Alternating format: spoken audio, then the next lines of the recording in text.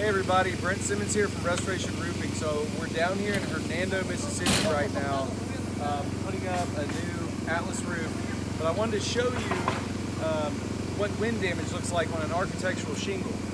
3-tab shingles, it's very easy to identify wind damage because you literally have 3 tabs or rectangles that will fold up.